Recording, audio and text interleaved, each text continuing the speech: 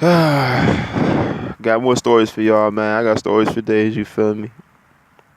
This one is gonna be about somebody or something that happened like a little while ago, like a couple years ago.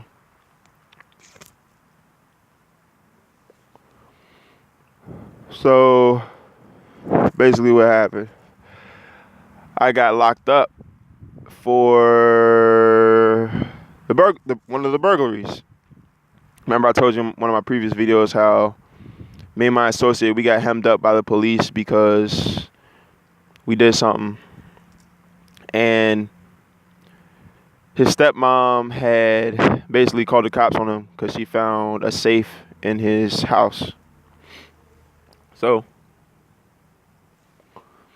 they locked him up. I remember it like it was yesterday. I swear, like I could really make a movie about my life or write a book about my life. No joke. And what happened was like something like if y'all ever seen that movie Malcolm X, this is a crazy thing. Like what happened with Malcolm X is the same exact thing that happened with me. The same exact thing. He was Muslim. I was Muslim. So we did our thorough thing. You know what I'm saying? We hit a move, and we went out in this area called District Heights. It's like out in Prince George's County, Maryland. So we ride out there, you know what I'm saying? We go to his brother's house. It's me, my associate, his brother, his nephew, and my associate's brother's girl, his baby mom, whatever. So we're in that joint, we're playing 2K, smoking weed, you know how it is. And after we got done playing the game, we took a ride out to Bowie, Maryland, to get a half ounce of some weed. I'm kind of snitching on myself, but I'm not naming names, so it's not really snitching. I'm telling on myself for real. So we go out there.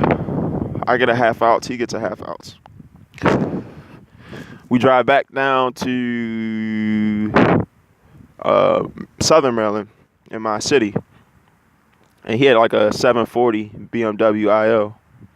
So he liked the speed. Me and him, we was like speed demons. Like he had a Beamer, I had a Beamer. You know what I'm saying? We was like the Beamer boys out here. So I'm not trying to brag enough him, but he's speeding through his sister's neighborhood, and it's like I always be like hip to stuff for some reason. I'm like, yo, slow down, you're going way too fast. So he slowed down. Literally, as soon as we come around the corner, it's two squad cars sitting on one of the streets in the neighborhood. You know how they sit in that position where they're like facing the opposite direction, where both the drivers are like facing each other? It was like that. So we pull up to his sister's house, park, get out. We go into the house. Before I get in the house, I heard like people whispering in the woods, like people talking and stuff. And it was nighttime, so you couldn't really see, but it was people talking. So like, yo, it's like people talking in the woods. This is like right after we hit the move. Like, I think it was the same day that we hit the move. So I was like, I had a bad feeling about it. I was like, man, that's probably the police. So we go in the house. We smoking, you know what I'm saying, chilling. So the next day, wake up, you know what I'm saying, and his brother goes back to his house, and my associate is getting in his car about to leave out. So his brother calls his sister, and he's like, hey, tell so-and-so to tell so-and-so that the police look like they set up a speed trap or something. They setting up for something, telling them to be careful. So I was like, all right. So mind you, this is like off of something out of a Malcolm X movie. I used to get like texturizers. You know what that is? Like black people, we put it in our hair to like straighten our hair or whatever. So I'm like getting my hair texturized, and I go to the window of his niece's room to let him know. So as soon as I get to the window, he's in handcuffs, and it's like 20 police outside, literally like 20 police or more. You know what I'm saying? And they had his half ounce on the top of his car. I'm like, oh shit. You know what I'm saying? Like I was scared. I was like, damn, like we're going down. So like I was like rinsing the texturizer out of my hair. They had the house surrounded and everything. So like they had the house surrounded, and it was like like her house is like the party house. Like all the kids and stuff would go over her house and party and do all that stuff. So like there's a bunch of people in the house, and like the police are coming in the house, and they like checking everybody, searching everybody. You know what I'm saying? They get to me, and like I recognize one of the police officers. It was a female police officer, and she was like, "Oh, I remember you. You're so and so." So they had my hands on the, I had my hands on the wall, spread my legs. They searching me. They found a knife on me. I had one of these like vicious knives. It was like a vicious knife. Like I don't know if you ever seen them, but it had like a mean hook, like a curl hook on it.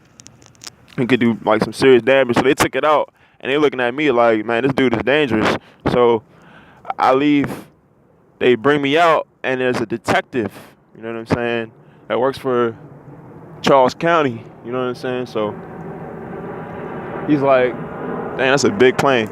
So he's talking to me. He's like, do you know what this is about? I'm like, what?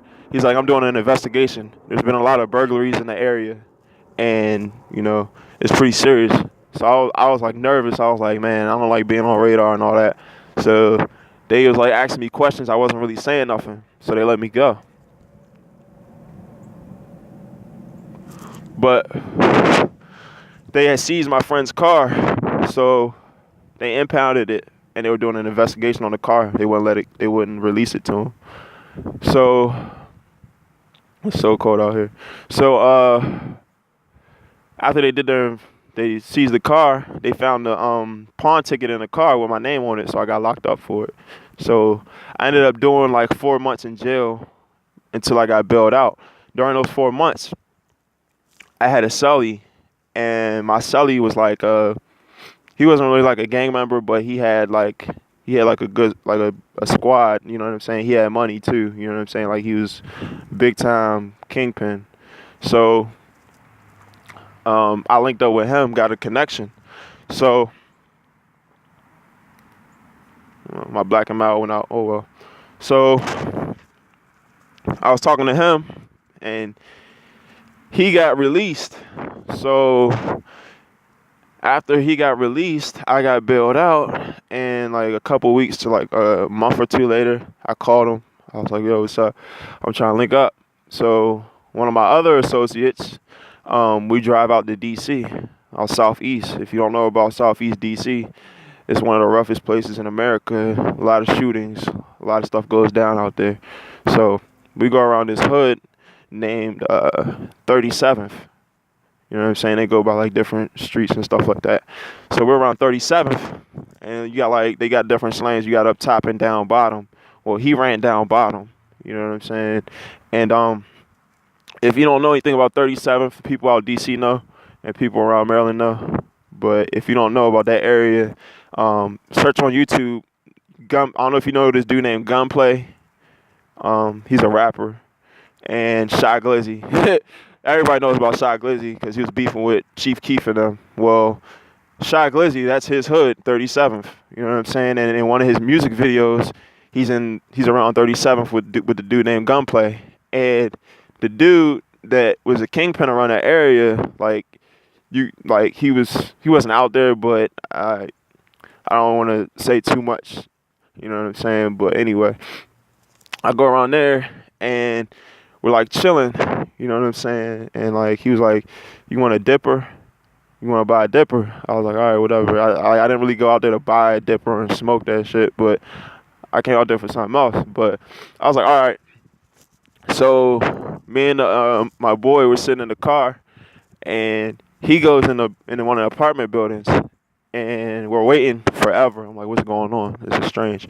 So they come out the building. It's like him and they're like 10 deep. It's like him and his posse. They're walking down the street, and then I see a Capitol police officer. He comes down from the hill. It's like that's what they call it, down bottom, because the road goes down like that. So he's coming down like this, and then he just parks in the middle of the road. I'm like, what's going on? Something's going on. I don't like this. You know what I'm saying? I feel like they're going to press us. They're going to lock us up or something. So they walking towards us, the dude and his posse. Next thing I know, one of his boys in the group starts running. There was a cop. There was this white cop. I don't know where he came from, but he was like a ghost. He just came out of nowhere and started chasing one of the dudes in the group. Well, one of the dudes in the group started running. And when he started running, he goes in his waistband and pulls out a big black pistol, looked like a 40 or a 45 or something, and throws it in the middle of the road and starts running down this hill. And then the cop like caught up with him and locked him up. So I was like, damn. Didn't think nothing of it. So we ended up, my dumb ass, I got the dipper from him. If you don't know what a dipper is, it's basically a cigarette dipped in embalming fluid, PCP. If you don't know nothing about it, watch. If you seen that movie Friday, remember when Hector was smoking with Smokey, Chris Tucker, and he was smoking with Smokey, and then he started like lunching. He started tripping, like he was in the middle of the road with like his shirt and his underwear, like tripping, lunching, and then he was in Debo's chicken coop. That's what that is. So I was smoking that, and like me, I got like I wouldn't say I got a high tolerance, but I know how to handle myself. So I wasn't like tripping or doing nothing wild like that. But come to find out, later I got locked up again. Later for something else, and I met this dude while I was locked up, and I'm gonna make another video about that. I'm not gonna say too much about the other dude that I met while I was locked up, but we were talking. And he told me a lot of crazy things, and he was like, "Yeah." I told him about what happened while I was on DC, and I was like, I started thinking about it. I was like, man, they was trying to set me up, wasn't they? They was planning on doing a hit on me, wasn't they? He was like, yeah, and it all made sense. Like the police literally saved my ass because they was literally gonna shoot our car up, and I probably wouldn't be here talking to you guys. So yeah, it's one of those stories. You know what I'm saying? So I'm gonna make a couple more. Stay tuned.